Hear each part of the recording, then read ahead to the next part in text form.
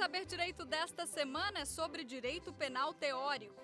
As aulas abordam as teorias da conduta no Código Penal e no Código Penal Militar, o fato típico, erro e tipicidade, antijuridicidade penal e as teorias da culpabilidade. As aulas são com o professor Rafael Lima.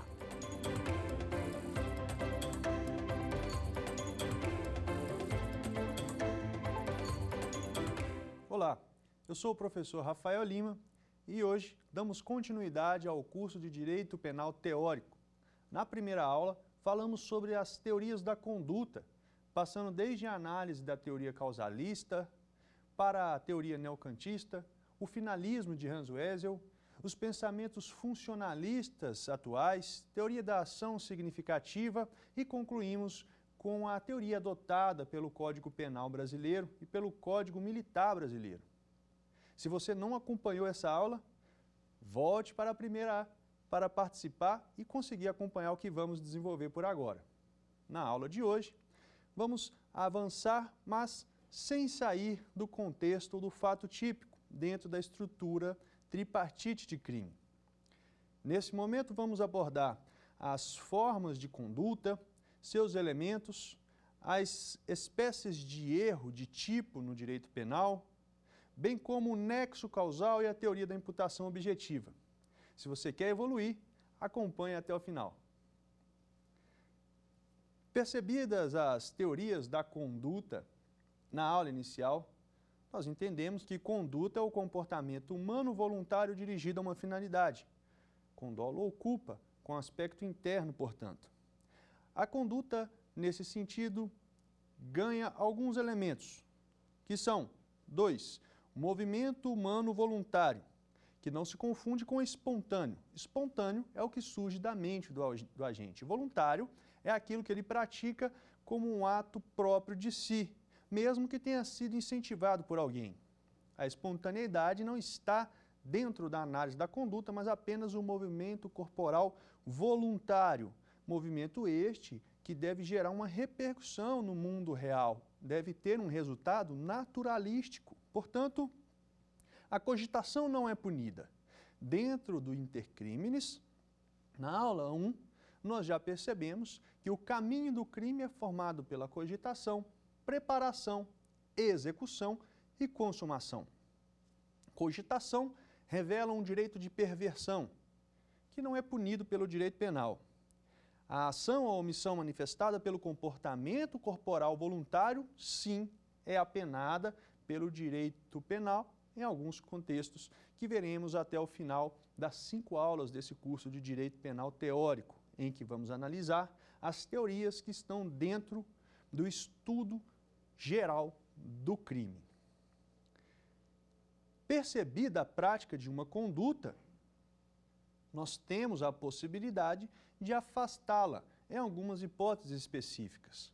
A primeira delas é a hipótese de exclusão da conduta decorrente da existência de um caso fortuito ou força maior, que são situações imprevisíveis que não se pode controlar.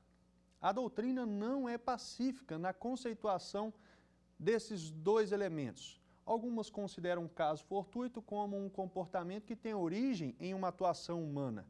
Já a força maior seria uma causa extraordinária, imprevisível e incontrolável da natureza.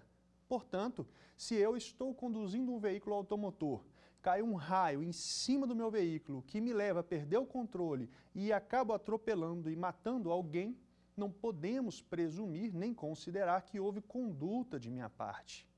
Percebo então que o caso fortuito ou força maior afasta a capacidade do agente de se orientar conforme o seu pensamento interno. E, portanto, não temos conduta. Se não temos conduta, não há fato típico, como o primeiro elemento do crime. Relembrando, o crime é composto por fato típico, antijurídico e culpabilidade. Dentro do contexto do fato típico, nós temos a conduta, o resultado, nexo causal e tipicidade penal. Ausente qualquer um desses elementos, ausente está a estrutura analítica do crime, que é composta por todos eles e analisados conjuntamente. Outra hipótese que pode surgir é a involuntariedade do agente. Vimos que voluntariedade não se confunde com espontaneidade. Reforço, comportamento voluntário somente o suficiente para fazer do ato um comportamento próprio daquele sujeito ativo do crime. Se há uma involuntariedade por movimentos reflexos, não há domínio de vontade. Se não há domínio de vontade, não há conduta. Então, a pessoa que tem um pesadelo, está dormindo com seu companheiro ou companheira e acaba por ter um súbito, um impulso de um órgão determinado, essa potencial lesão causada por uma braçada não pode ser atribuído ao estado anímico do agente. Não poderá ser considerada conduta. Da mesma forma, são as ações em curto-circuito, embora parte da doutrina faça uma diferença. Movimentos reflexos seriam um impulso de apenas um órgão, algo súbito. Já ações em curto-circuito é um estado de vontade presente, mas obcecada. Há uma cólera de raiva, uma união de impulso de vários órgãos que leva a pessoa a se comportar de determinada forma. Esta tem relevância penal e não afasta a conduta, embora possa viciá-la de modo a repercutir lá na culpabilidade, no elemento exigibilidade de conduta diversa, qual veremos ainda durante esse curso. Outra hipótese que pode surgir é um estado de inconsciência total, como o sonambulismo ou hipnose. Se um sonâmbulo pratica uma lesão ou provoca um dano em algum objeto por onde ele passa, como não tem controle de sua conduta, não poderá ter contra si imputado o resultado provocado pelo comportamento. Então percebam as hipóteses de exclusão, que aliás, algumas estão no Código expressamente, como a coação física irresistível, vis absoluta, também decorrente de um impulso que provém de terceiro, que determina os movimentos do agente. Se a coação física é irresistível, eu não posso atribuir o resultado ao agente. Consideramos que um terceiro pega uma arma de fogo, coloca na mão do agente e dispara sobre as mãos do agente. Perceba que não há qualquer domínio de vontade, ele foi obrigado a fazer aquilo.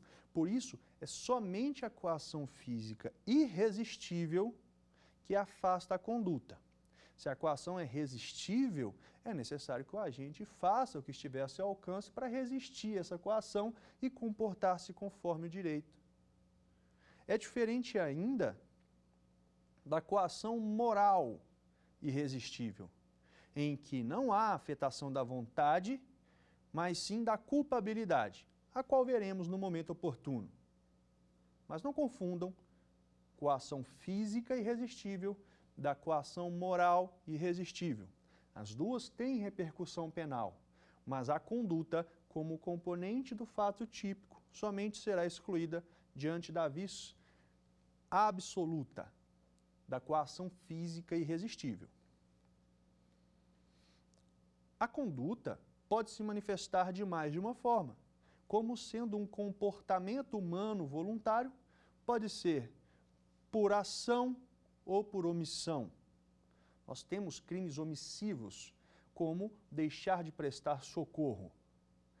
Se eu vejo uma pessoa em socorro, em apuros, por obrigação, pelo princípio da solidariedade humana, eu devo ajudá-la, devo prestar o apoio necessário.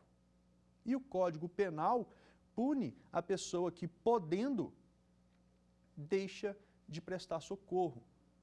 Pratica a conduta num sentido normativo, mas não há um resultado naturalístico, há um resultado normativo.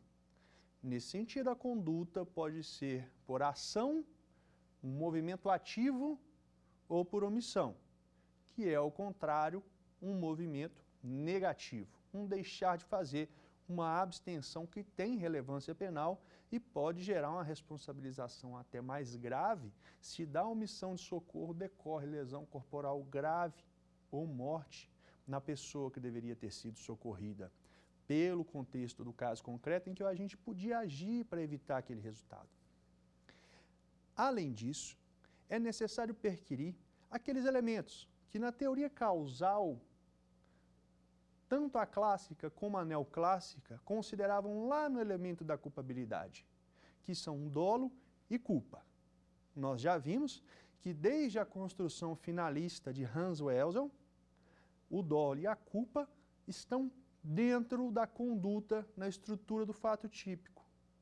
Se o comportamento humano é voluntário e finalisticamente dirigido a um resultado, é necessário perquirir se esse resultado está dentro desse elemento interno, desse elemento anímico, que anima, que impulsiona o comportamento humano. O dolo, portanto, é um elemento subjetivo implícito de todo tipo penal. Matar alguém está no 121 do Código Repressor Pátrio.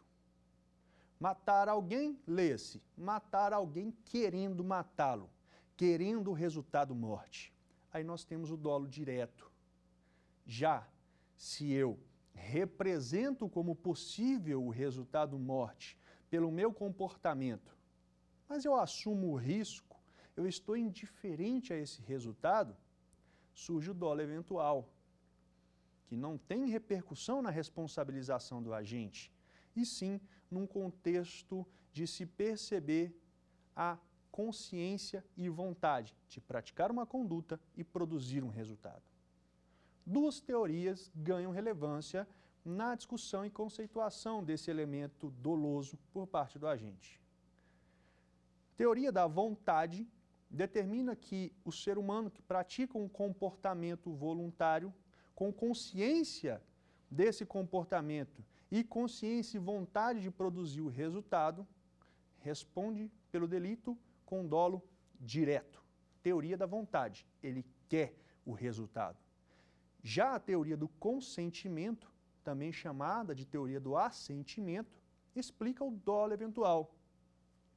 Nessa hipótese, o agente tem consciência que o seu comportamento poderá gerar um resultado reprovado pelo direito.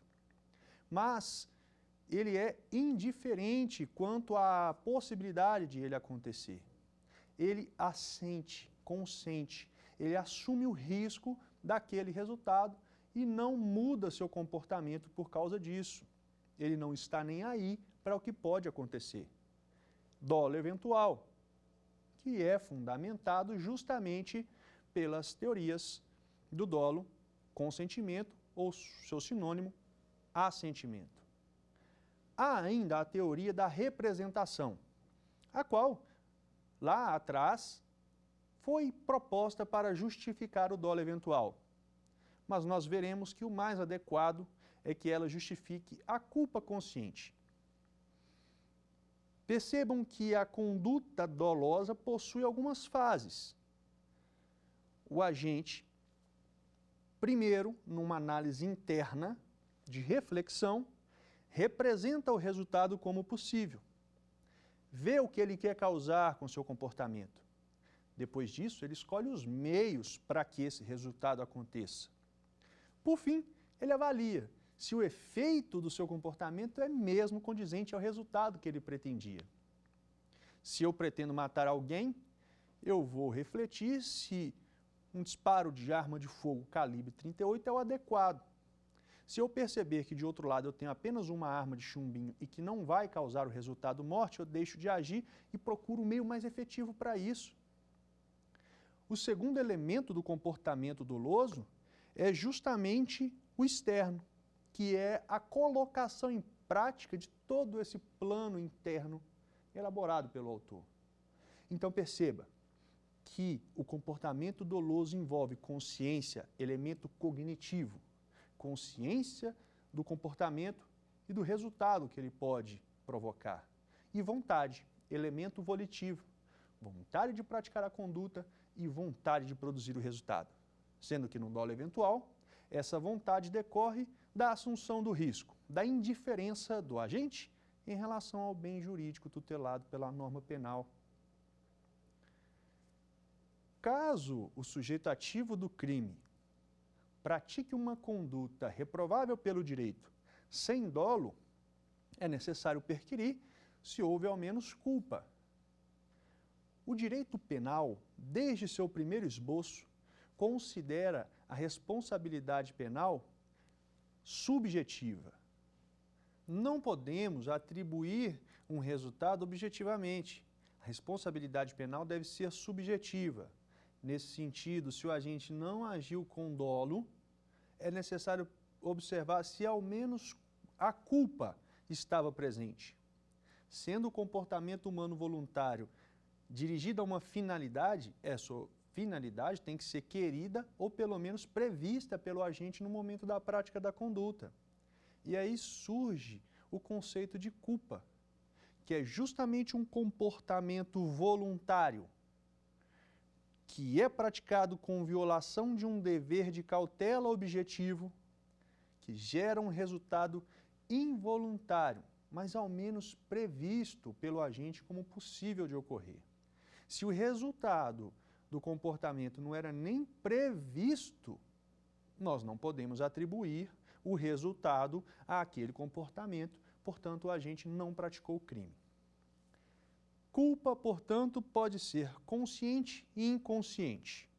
A culpa consciente envolve um comportamento voluntário, pode ser uma ação ou uma omissão, praticado com violação de dever objetivo de cuidado, que resulta em um resultado involuntário, mas previsto.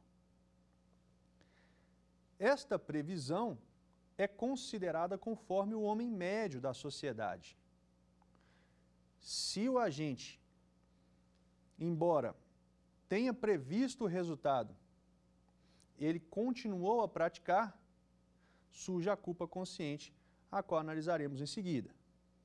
A culpa surge como um elemento normativo da conduta. Nós vimos que o dolo é um elemento subjetivo implícito do tipo, já a culpa é um elemento normativo da conduta. É um juízo de valor que se faz em relação ao comportamento do agente. Detidamente sobre o conceito de culpa, vamos destrinchá-la para entender exatamente o que quer representar. A conduta humana deve ser voluntária, orientada por um querer. O resultado é involuntário.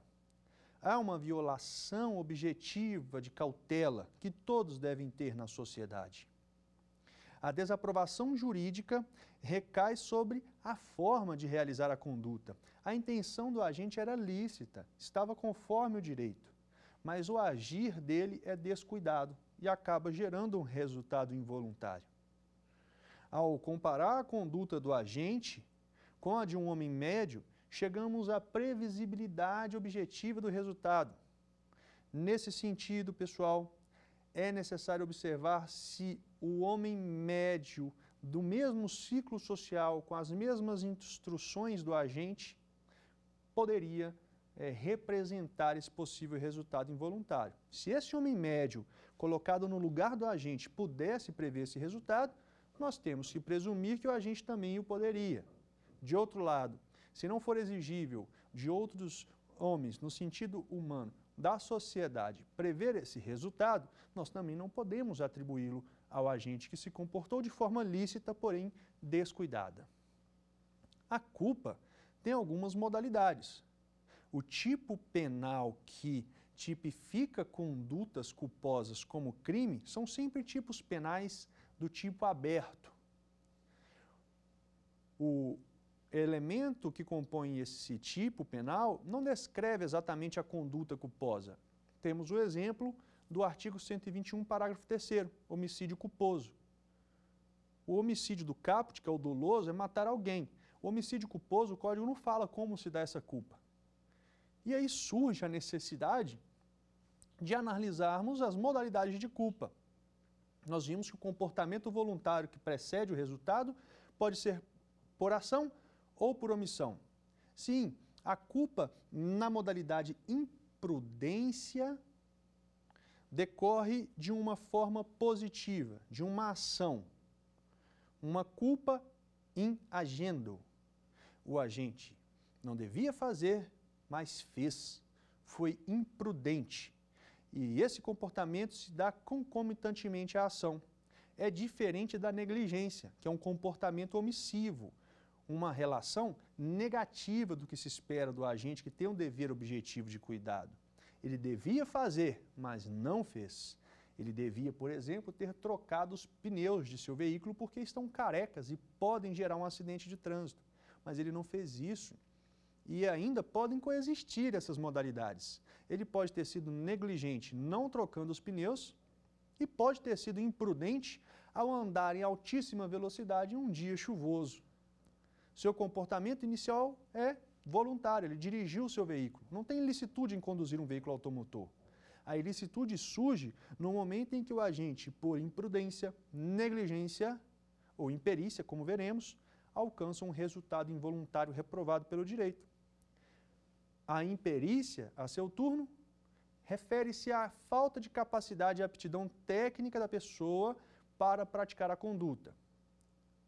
Um médico tem aptidão técnica, por isso ele pode proceder a atendimento hospitalar. Se eu não sou médico, não tenho formação adequada, eu não tenho aptidão. Se eu presto um atendimento hospitalar em situações de normalidade, portanto, sem a necessidade de prestar socorro, eu pratico um comportamento imperito, portanto, estou sujeito ao resultado culposo que me possa ser atribuído, ainda que a pessoa tenha aceito se submeter a esse tratamento. É diferente do erro médico. O médico tem capacidade técnica. E por isso o médico, ao proceder a uma cirurgia de risco, por exemplo, deve tomar o termo de compromisso. Vocês já devem ter visto ou ouvido falar da necessidade de assinar um termo de compromisso para se submeter a algum procedimento clínico. Isso decorre exatamente para diferenciar o erro profissional da imperícia, que não tem relação. O erro profissional pode gerar repercussão ao agente. A imperícia só pode gerar uma repercussão de atribuição do resultado culposo involuntário provocado.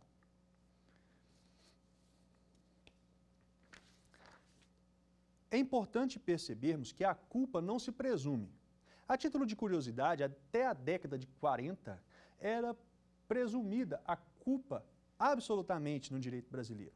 O Código Penal de 1940, no entanto, deixou clara a necessidade de se prever expressamente o tipo culposo. Então, a culpa não é punida, salvo quando expressamente prevista em lei. O homicídio tem no 121, parágrafo 3º, homicídio culposo. A lesão corporal tem no 129, parágrafo 3º, lesão corporal culposa. O crime de dano, previsto no artigo 2163, melhor dizendo, não tem previsão expressa de sua punição a título de culpa. Então, o crime de dano só será apenado se o agente quis e previu o resultado de dano a ser provocado. Muito importante ficar com isso em mente.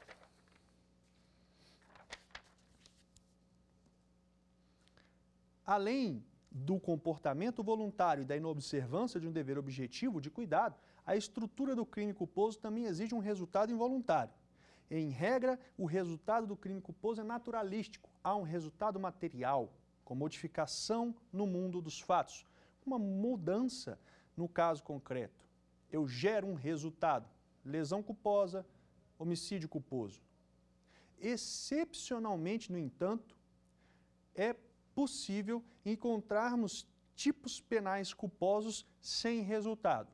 Vou dar 2 exemplos. Artigo 38 da Lei 11.343 de 2006, que tipifica o comportamento culposo do profissional da saúde que prescreve drogas ao paciente sem a necessidade. É expressa no sentido de que essa prescrição será culposa. Se o agente prescreve drogas intencionalmente, está sujeito ao crime de tráfico de drogas. Se, de outro lado, ao prescrever drogas, agiu culposamente, drogas, não maconha, cocaína, o que é óbvio que se trata de uma ilicitude, mas drogas consideradas na portaria 344 da Anvisa como proibidas ou reguladas pelo direito. A segunda exceção que vamos citar está no artigo 13 do Estatuto do Desarmamento, crime chamado omissão de cautela. A omissão de cautela do portador de arma de fogo na guarda deste equipamento, permitindo com que pessoa de deficiência mental ou menor de 18 anos tenha acesso a esse armamento. É um crime essencialmente culposo e está previsto expressamente no direito. Portanto, nunca se presume a culpa, mas nem sempre ela irá gerar um resultado naturalístico, nem sempre irá estar presente de um crime material. O comportamento culposo deve ser pelo menos previsível. Essa previsibilidade é objetiva, como já falamos. Se ele é previsível para o homem médio da sociedade, temos que presumir que é previsível para o agente também. É previsível que eu, ao conduzir meu veículo com os pneus carecas em alta velocidade em um dia chuvoso, perca o controle do carro e acabe atingindo alguém. De outro lado, é totalmente imprevisível que eu, conduzindo meu carro em velocidade compatível com as vias de trânsito, com todos os equipamentos de segurança adequados, espere que alguém vá atravessar a rua de supetão. Aquela pessoa que atravessou a rua de supetão, sem olhar para os lados, sem estar num local de passagem de pessoas que transitam por ali, é uma surpresa que não se pode prever.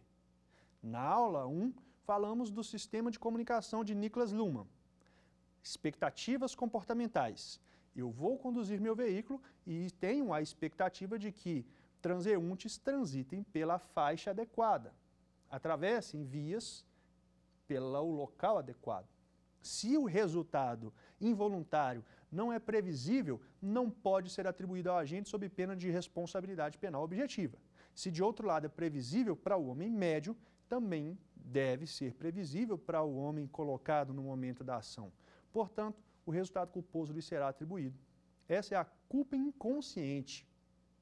De outro lado, surge a culpa consciente, em que o agente prevê o resultado e decorre justamente da teoria da representação, que citamos lá na aula 1 também. Há o dolo, com teorias do assentimento e da vontade. Já a teoria da representação diferencia o dolo eventual da culpa consciente. No dolo eventual, o agente tem consciência do comportamento ilícito que vai praticar. O resultado também está na sua consciência como possível e ele é indiferente ao resultado.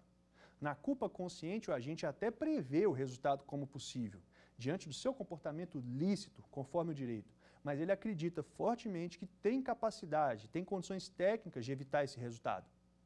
Exemplo é o jogo de facas, presente em circos, em que se coloca um ser humano em uma roda e o atirador de facas, com grande habilidade, vai atirando as facas. Se num jogar de facas ele atinge o peito e vem a matar aquele participante, temos a culpa consciente. Era até previsto que a faca acertasse, mas ele acreditava plenamente que com sua habilidade conseguiria evitar o resultado involuntário. Se preocupou com o bem jurídico tutelado. Essa é a diferença essencial e é orientada pela teoria da representação.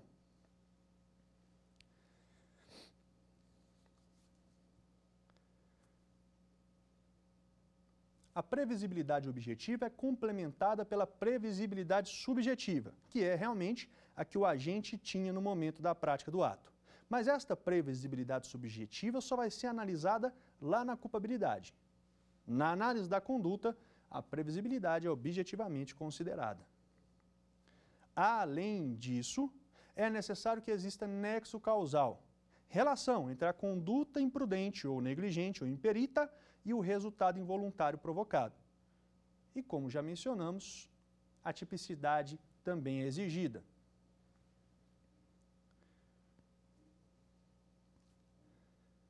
Vimos que o tipo penal culposo é em regra aberto. Há doutrina que critica essa possibilidade por deixar na cabeça de valoração do magistrado considerar se a conduta era mesmo imprudente, negligente ou imperita, completando o tipo penal, que é aberto. Mas é absolutamente impossível prevermos todas as formas de comportamento imprudente, negligente ou imprudente. Portanto, prevalece que é constitucional considerarmos tipos penais abertos. E o direito ainda traz algumas hipóteses de tipo penal fechado, como o artigo 180, parágrafo 3º, que traz a receptação culposa. Receptação é comprar ou adquirir um produto de origem criminosa. Se você sabe disso, a receptação é dolosa. Se você, pelas circunstâncias do caso concreto, pela condição de quem a oferece, pela desproporção entre o valor da coisa, tem a condição de presumir que ela é obtida por um meio criminoso e mesmo assim compra esse produto, você responde por receptação culposa. É um exemplo de tipo penal culposo fechado. Não é a regra, mas existe também. Além do dolo e da culpa, existem crimes pré-terdolosos. São crimes qualificados pelo resultado. Há dolo no antecedente e culpa no consequente. O agente até queria provocar um resultado ilícito, mas não tão grave como acabou praticando. O maior exemplo é a lesão corporal seguida de morte. É um crime pré-terdoloso. O agente queria lesar, mas só queria lesar. Ele não queria matar a pessoa. Então, se eu desfiro um soco na cara de alguém e essa pessoa fica tonta e cai, bate a testa no chão e morre por traumatismo craniano, não há homicídio doloso, mas o resultado morte deve ser atribuído ao agente, neste caso, a título de culpa. Por isso se diz dolo no antecedente, na conduta inicial, e culpa na consequência. Culpa no resultado efetivamente ocorrido, morte. Crimes pré-terdolosos também devem ser expressamente previstos. Não se presume o pré-terdolo. E, além disso, é importante notar que o agente que pratica um crime pré-terdoloso será, na hipótese de uma segunda prática criminosa, considerado um reincidente doloso. Reincidência é a situação em que a pessoa incide novamente numa imputação penal. Eu já fui condenado por lesão corporal seguida de morte. Depois eu vou reincidir no mesmo comportamento. Eu serei considerado um reincidente doloso. Isso tem repercussões práticas no cumprimento e na execução da pena. Agora que já percebemos todas as nuances relacionadas à conduta como o primeiro substrato do primeiro elemento do crime, que é o fato típico, vamos analisar com um salto as possibilidades de erros decorrentes do fato típico. Fato típico sendo uma conduta, que é o comportamento humano voluntário dirigido finalisticamente a um resultado, conduta essa dolosa ou culposa, produz um resultado, com nexo de causalidade, portanto a relação entre a conduta e o resultado, presumindo-se e entendendo que o resultado decorre diretamente da conduta, é necessário observarmos se há tipicidade penal. Tipicidade penal é justamente a descrição abstrata na norma penal. É o código, é a lei extravagante, é o artigo 121, matar alguém. Aquilo é um tipo penal. Se o comportamento do agente, ainda que doloso ou culposo, gere um resultado que ele possa ser atribuído por nexo causal, mas não esteja tipificado no direito, como o dano culposo, nós não podemos atribuir um crime a esta pessoa. É necessário que tenha obediência ao princípio da legalidade, que considera que a lei penal deve ser prévia ao comportamento doloso, ao comportamento criminal, melhor dizendo. Então percebam que no contexto da tipicidade, nós ainda assim, num caso em que há tipificação do comportamento como crime, podem surgir hipóteses de erro, que estão relacionadas à estrutura do fato típico e à consciência do agente. Trata-se do erro de tipo, previsto no artigo 20 do Código Repressor. O erro sobre elementos do tipo penal afasta, a depender da hipótese, a responsabilização do agente. No erro de tipo, há uma falsa representação da realidade. O agente não percebe exatamente o que está acontecendo.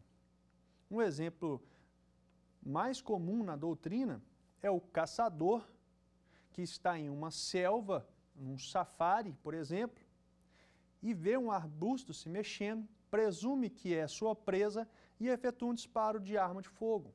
Só que, na verdade, quem estava lá atrás era o seu amigo, que estava pronto para lhe pregar uma peça. Perceba que houve um erro sobre elementar alguém, lá do artigo 121. Matar alguém, lê-se, matar uma pessoa.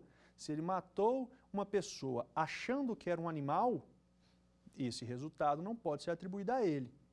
Mas nós temos resultados diversos para circunstâncias específicas. Se esse erro, se essa falsa percepção da realidade é inevitável, ou seja, qualquer pessoa ia errar naquela hipótese, o agente não terá responsabilidade.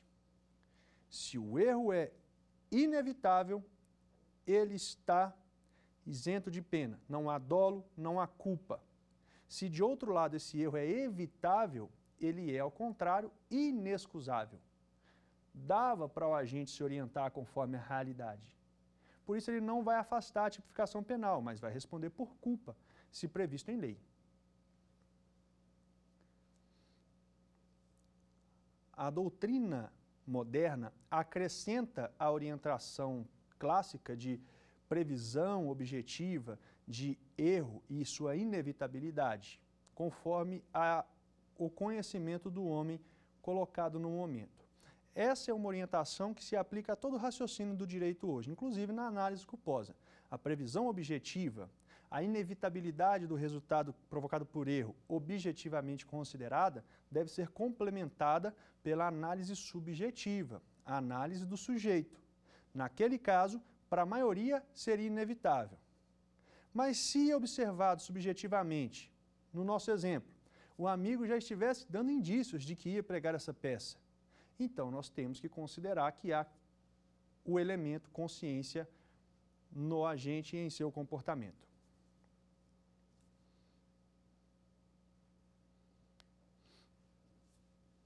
Pessoal, além do erro de tipo essencial, que incide sobre elementos principais do tipo penal, sobre sua descrição típica, há também elementos de tipo chamado acidentais, que recaem sobre dados secundários do tipo penal. Ele não tem a mesma repercussão de isentar de pena ou de atribuir-lhe o resultado a título de culpa, mas deve ser observada no direito porque traz repercussões práticas interessantes. O primeiro é o erro sobre o objeto, erro in objeto, em que o agente tem o erro em relação ao objeto material do crime. Objeto material é a pessoa ou coisa sobre a qual recai a conduta delituosa. É um indiferente penal, é uma construção doutrinária e nada mais. Se eu, pretendendo subtrair coisa alheia móvel, ao invés de subtrair um relógio de ouro, subtraio um relógio dourado, isso não vai repercutir na minha responsabilidade penal. Trata-se de erro quanto ao objeto material do crime. Eu terei praticado o crime de furto da mesma forma e serei por ele responsabilizado. Uma outra espécie de erro de tipo acidental é o que recai sobre a pessoa. Esse tem previsão legal. Está no artigo 20, parágrafo 3º. Ao tratar do erro de tipo, o Código Penal também se preocupa quando a pessoa faz uma representação equivocada da realidade. A realidade é clara, mas o meio escolhido para a prática do crime sai do controle do agente. Dá errado. Ele errou quanto à pessoa. Eu queria matar João e matei Pedro. É um indiferente penal. Eu vou responder por homicídio do mesmo jeito. E a solução que o Código traz para isso é considerar as circunstâncias e características da pessoa contra quem eu queria praticar o crime. Se João é meu pai, eu serei punido mais gravemente. Há causas que pioram a situação de um agente que mata um ascendente. Se Pedro é um desconhecido, a reprovação será um pouco menor. Nesse sentido, pessoal, se eu quero atirar em João, meu pai, mas acerto Pedro, um desconhecido, serão consideradas as circunstâncias e qualidades pessoais de João, meu pai. Por isso eu responderei como se tivesse matado quem eu queria, porque o resultado existiu. E a realidade é clara, não tem dúvidas quanto a ela. Queria matar e matei mesmo, só que errei, houve falha na pontaria, acertei pessoa diferente. Erro quanto à pessoa. Outra hipótese, também trazida pelo Código Repressor, está no artigo 7.3, chamado de erro na execução. Aqui sim há uma falha na pontaria. Eu queria praticar o crime de uma forma e pratiquei de outra forma. É muito semelhante ao erro em persona, porém aqui o alvo é concretamente representado. O erro decorre apenas do nexo causal. Eu queria matar com um tiro, mas atirei, não matei, a pessoa saiu correndo, foi atropelada por um veículo automotor e aí sim veio a morrer. O resultado será imputado da mesma forma. Em seguida, no artigo 74, temos o resultado diverso do pretendido. É semelhante ao anterior, só que no erro que discutimos agora, o equívoco recai quanto à pessoa. No resultado diverso do pretendido, recai quanto à coisa.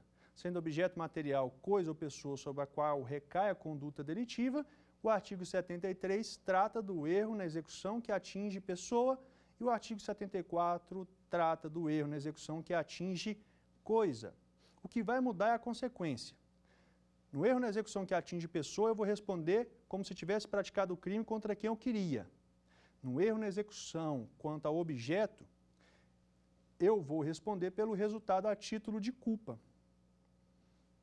Não vou responder dolosamente como se tivesse atingido quem eu queria, mas sim a título de culpa, portanto. E se eu atinjo também, e isso se aplica às duas hipóteses, tanto do artigo 73 como do 74, se eu atinjo também quem eu queria, eu vou responder por concurso formal de crimes. Nas duas hipóteses.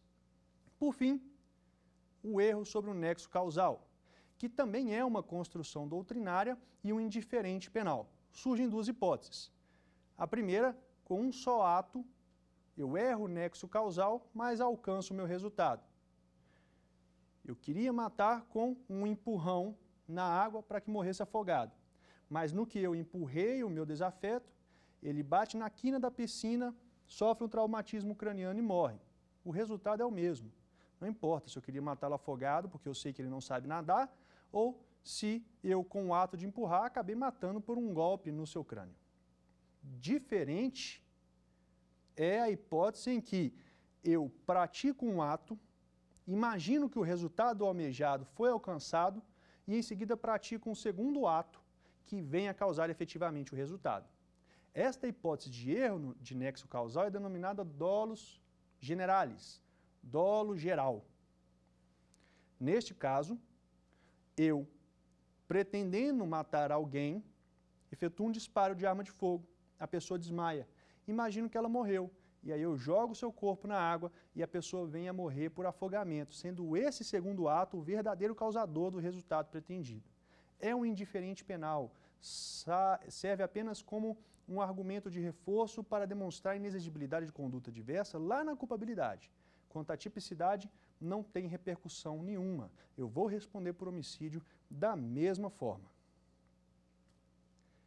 Você compreendeu o que nós discutimos até agora? Vamos testar seu conhecimento? A questão versa sobre o erro de tipo, e o comando traz o seguinte: o erro de tipo visa afastar qual elemento do crime? Alternativa A, a antijuridicidade. Alternativa B, a culpabilidade. Alternativa C, a tipicidade. Alternativa D, a punibilidade. Como nós analisamos, o conceito analítico de crime é formado por 3 elementos. Então, qual é a resposta? O erro de tipo efetivamente afasta a tipicidade. Se é um erro que recai sobre elementos do fato típico, sobre os elementos descritivos do tipo penal, só pode mesmo afastar o primeiro elemento do crime. A antijuridicidade e a culpabilidade podem permanecer íntegras no caso concreto. Avançando, mas ainda dentro do fato típico, em que nós já analisamos a conduta, já analisamos o seu quarto elemento, que é a tipicidade, com o erro de tipo, temos em mente que a conduta provoca um resultado, é necessário entender se essa conduta tem relação com o resultado.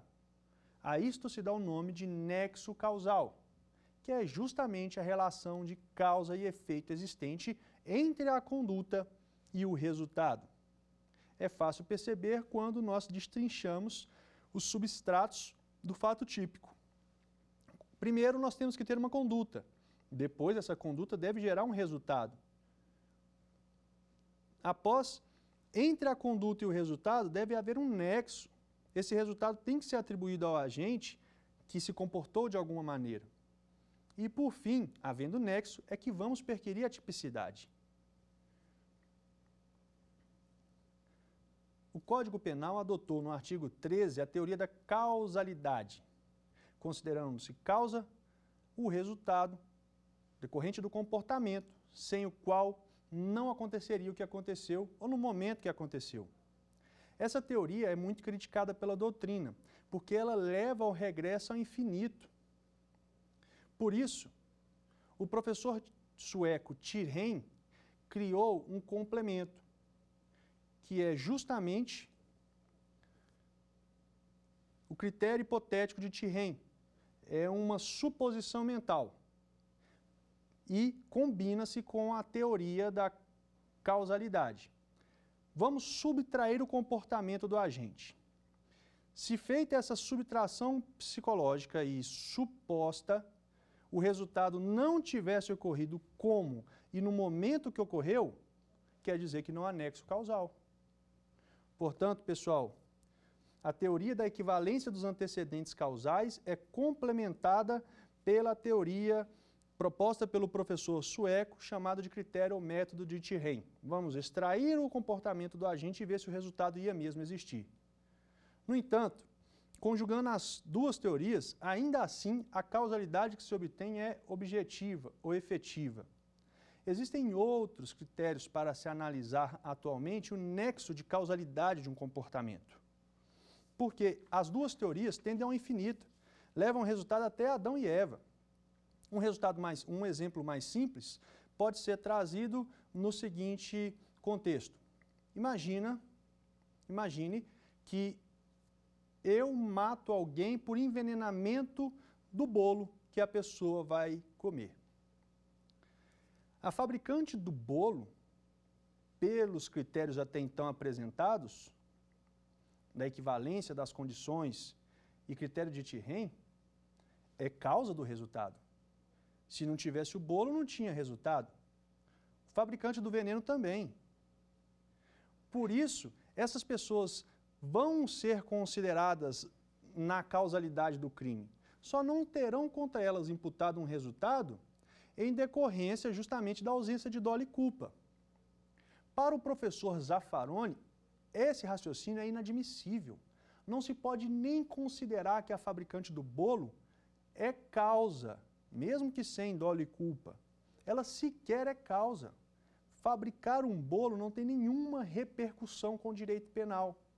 O professor, portanto, visa substituir a teoria da equivalência dos antecedentes causais e critério hipotético de Thiem pela teoria da imputação objetiva. Nós temos que imputar o resultado objetivamente ao agente, mas reconhece que existem riscos na sociedade contemporânea que são permitidos. Conduzir veículo automotor é um risco permitido. Tráfego aéreo é um risco permitido. Se na condução do veículo automotor, sem dolo e sem culpa, eu atropelo e mato alguém, esse resultado não me pode ser atribuído. Pelas teorias iniciais, o resultado era a minha causa, sim. Eu não seria punido somente por não ter dolo e culpa. Pela teoria da imputação objetiva, sequer existe causa, nem sendo necessário perquirir dolo e culpa. O professor Zaffaroni propõe um nexo normativo. Até então, o nexo causal era naturalístico, era um nexo físico, simples relação de causa e efeito.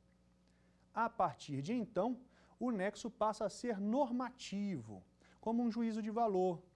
Por isso é necessário perquirir se o risco criado ou incrementado, aumentado pelo comportamento do agente, é um risco proibido. Se esse risco é permitido, não temos imputação. Se é um risco proibido, nós ainda temos que observar se o agente, criando esse risco, produz um resultado que se realiza no caso concreto. O resultado decorre do risco proibido criado ou incrementado? Se sim, perfeito. Vamos para a terceira análise do nexo normativo de Zaffaroni, que é justamente perceber se o resultado provocado está dentro do âmbito de proteção da norma penal. O risco criado, por exemplo, por uma pessoa que efetua um disparo de arma de fogo contra alguém, é o risco proibido de possivelmente gerar a morte. Se essa pessoa é socorrida por uma ambulância que vem a capotar no meio do caminho, diante da alta velocidade imprimida no socorro, esse risco realizado no caso concreto não pode ser atribuído ao agente, porque o tipo penal de homicídio pune a conduta daquele que mata alguém com domínio de vontade. Não se presta a punir alguém pelos resultados que podem advir de comportamentos que não estão no domínio de sua vontade. Então, a morte efetivamente produzida diante do capotamento da ambulância não pode ser atribuída ao agente, que responderá por tentativa de homicídio. Não quer dizer que não tem responsabilidade penal, só não será apenado por crime doloso consumado, e sim pelo crime doloso que tentou provocar com o disparo de arma de fogo. A análise que se faz é se a consequência está dentro da linha de normal evolução do perigo decorrente da ação gerada. O capotamento da ambulância não está dentro da linha de normal evolução do perigo. Diferente é se o agente atingido pela arma de fogo, pelo disparo da arma de fogo, é socorrido e vem a morrer por complicações inerentes ao atendimento. É previsível, está dentro da linha de desdobramento causal, o fato de alguém, após receber um disparo de arma de fogo, vir a ter complicações no atendimento hospitalar e morrer em consequência disso. Então, o resultado aí sim está dentro do alcance do tipo, se realizou no caso concreto e decorre de um risco proibido criado pelo agente. O resultado lhe será imputado. Você entendeu bem o que conversamos até agora? Vamos testar seu conhecimento mais uma vez.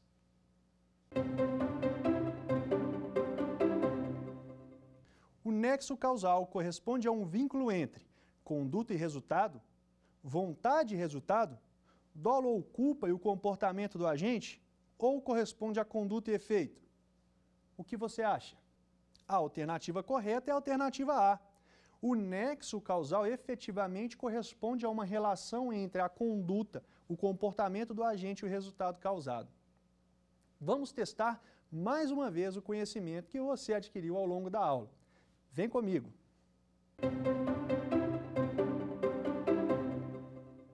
A teoria da imputação objetiva considera, exceto, a criação ou incremento de um risco proibido, a equivalência dos antecedentes causais, a relação do risco, a realização do risco no resultado, e que o resultado se encontra dentro do alcance do tipo. Qual é a resposta correta? Você já sabe? A alternativa B. Não há análise de equivalência de antecedentes causais. Aliás, a teoria da imputação objetiva surge justamente para enriquecer essa análise, antes puramente física e natural, e agora normativa, com a análise dos elementos estudados. Para finalizar, há ainda uma discussão quanto à natureza jurídica da imputação objetiva.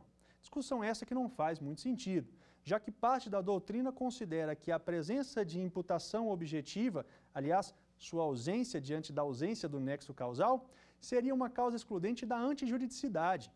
O que não faz sentido, porque a imputação objetiva é um nexo causal, é o estudo do perigo criado ou incrementado pelo agente. Perigo esse proibido, que se orienta pelo critério da prognose póstuma objetiva. Vamos considerar se o agente, no momento da prática da conduta, tinha condições de conhecer que com o seu comportamento produziria o resultado. Isso é tema relacionado ao nexo causal e, portanto, quem merece prevalecer é a teoria majoritária, a doutrina majoritária que sustenta que a ausência de nexo normativo leva à atipicidade da conduta. Na próxima aula, vamos analisar o segundo substrato do crime, a antijuridicidade, bem como as causas excludentes desse elemento do crime e a teoria da tipicidade conglobante. Vem conosco, não deixe de participar. Quer dar alguma sugestão de tema para os cursos do Saber Direito? Então mande um e-mail para a gente, saberdireito@stf.jus.br, ou entre em contato pelo WhatsApp, o número é esse que aparece na sua tela. Você também pode estudar pela internet. Acesse nosso site tvjustiça.jus.br ou pode rever as aulas no canal do YouTube TV Justiça Oficial.